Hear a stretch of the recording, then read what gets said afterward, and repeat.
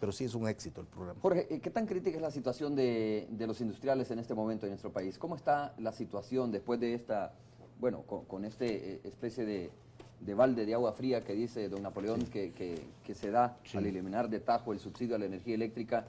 ¿Y cómo han venido ustedes enfrentando la situación de crisis?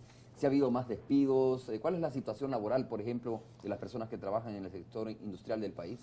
Sí, bueno, es delicado, ¿verdad? En el informe que se dio a fin de año de parte de la ASI, que nuestro presidente daba a todo el país y a la comunidad industrial, había una reducción fuerte en empleo, cerca de 7,000 empleos se han perdido, ¿verdad? Eso es un impacto importante porque nunca se había perdido esa cantidad de empleos. También ha habido una reducción importante en las exportaciones. ¿En cuánto han bajado alrededor de un 20% si comparamos enero del 2009 contra enero del 2008, ¿verdad? Y también el efecto pues que las remesas está teniendo en el consumo del país. Pero exportaciones y empleo son las dos cifras más indicativas, digamos, del sector. Hay otras cifras que nuestro presidente maneja muy bien y que reflejan pues lo preocupante del sector, indicadores como el IVOPE o el IVAE. Y esto, don Napoleón, ¿pone cuesta arriba a los industriales esta cuestión de la eliminación del subsidio o cómo se ven a futuro ustedes? ¿Cómo superar, por ejemplo, cómo recuperar, por ejemplo, el dinamismo que traían ustedes? Las exportaciones, dice Jorge, han bajado un 20% si comparamos enero 2008, enero 2009, y se han perdido más o menos 7,000 empleos, ¿no? A nivel, sobre todo en el entorno de esta crisis que se está enfrentando. Sí, déjeme presentarle unas gráficas acá, pero yo quisiera también mencionar que al golpe dado no hay quite, como dicen los boxeadores, ¿verdad? Ahora lo que tenemos es una situación real, obviamente que la esperábamos porque la teníamos programada en su desgravación. Nosotros desde mucho antes de esto, sabiendo de que tarde o temprano el subsidio tenía que eliminarse, nos metimos en programas de eficiencia energética con nuestros asociados. Hay empresas que han disminuido en menos de 2 meses al meterse en estos programas nuestros más del doble del costo adicional que han tenido por el aumento de la energía eléctrica. Quiere decir que el ahorro y el uso eficiente de energía trabajan, y con eso estamos invitando a todos nuestros agremiados y no industriales para que se nos unan en este esfuerzo. Además, creemos que el gobierno también debería de hacer algunas medidas y de tomar algunas medidas adicionales. En estos momentos de crisis en todos los países, lo que están haciendo es inyectándole más liquidez a las economías y devolviéndole a los consumidores poder adquisitivo. Obviamente esta medida nuestra viene en sentido contrario a eso, aunque reconocemos que el gobierno está con dificultades para seguirla manteniendo.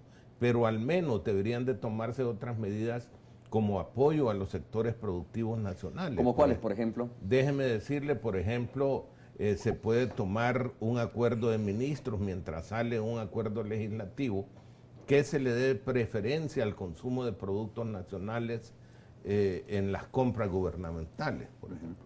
Eso lo están haciendo un montón de países y viene a incentivar la producción nacional. Déjeme decirle, y aquí hay una gráfica. Solo permítame, don Napo, que esto me parece interesante. ¿Debería de, por decreto o como sea, o a través de un acuerdo de ministros, que se le dé preferencia al consumo de los productos nacionales, ¿no? Eso me parece interesante. ¿Cuál es la dificultad por la cual no se hace esto? ¿Por cuestiones de competitividad o eficiencia en la producción? Llamémosle por todo el contexto que está marcado en la ley LACAP, ¿verdad?, que debe de haber una competencia sin preferencias absolutamente nada. Pero yo creo que en momentos difíciles como esto, inclusive muchos países de América Latina, incluyendo varios con los que tenemos tratados comerciales, tienen esto como una práctica normal de apoyo a sus sectores productivos aún en momentos que no sean de crisis. México es un ejemplo de esto, Colombia es otro ejemplo de esto, y así muchos países. Entonces yo creo que lo único que necesitamos aquí es una voluntad política para que eso se dé. Ok. Bueno, vamos a hacer la primera pausa comercial y vamos a continuar profundizando sobre cuáles son otras medidas compensatorias que podrían darse. También hay que decirlo que la Defensoría del Consumidor debería tomar un papel más activo tras eliminarse este subsidio a la energía eléctrica, sobre todo porque a veces se dan abusos, ¿no? Se trasladan los costos, pero a veces se trasladan de una forma desmesurada también. Hoy, después de las elecciones, nadie habla sobre lo que debería hacer la Defensoría del Consumidor. Cuando estábamos en elecciones todo el mundo decía, y vamos a pedirle a la Defensoría del Consumidor que haga su papel activo. Por supuesto que por mandato la Defensoría tiene que hacerlo, pero no está de más que de parte del Presidente de la República o de los ministros o del Secretario Técnico de la Presidencia se haga énfasis nuevamente a la Defensoría del Consumidor de que debe jugar un papel activo tras eliminar el subsidio a la energía eléctrica. Repito, sobre todo porque a veces se da abusos, aprovechando esta coyuntura, se da abusos en el traslado de estos costos y no necesariamente se traslada como debería ser. Vamos a hacer la pausa, regresamos en breve. Don Napoleón Guerrero, presidente de la ASI, está con nosotros esta mañana, y Jorge Arriaza, director ejecutivo también de la Asociación Salvadoreña de Industriales. En la pausa comercial, don Napo, Jorge, estábamos revisando más o menos las cifras de nuevo, y creo que hay que aclarar que no son 7.000 empleos, ¿no? Cuando estamos revisando más exhaustivamente, resulta que son más de casi 13.000 empleos, pero me gustaría, don Napo, que usted explicara cuál es la situación actual, para luego hablar de otro tema que es importante, es decir, el tema de las medidas que hay que tomar inmediatamente según la Asociación Salvadoreña de Industriales, que son medidas emergentes o medidas anticrisis que ustedes le han llamado. Sí. Luego un poco la agenda que han presentado, bueno, que presentaron en su momento los candidatos. A ver. Bueno, mire, aquí tengo unas gráficas con los últimos datos. Estos son de enero a enero.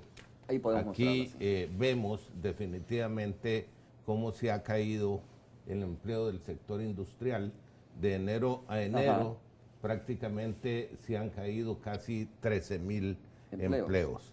Obviamente este es el resultado de la actividad económica que veremos acá, que también ha venido en un franco deterioro. Esta es una gráfica del índice de volumen de producción industrial, donde se ve la caída drástica que ha tenido la actividad industrial del país.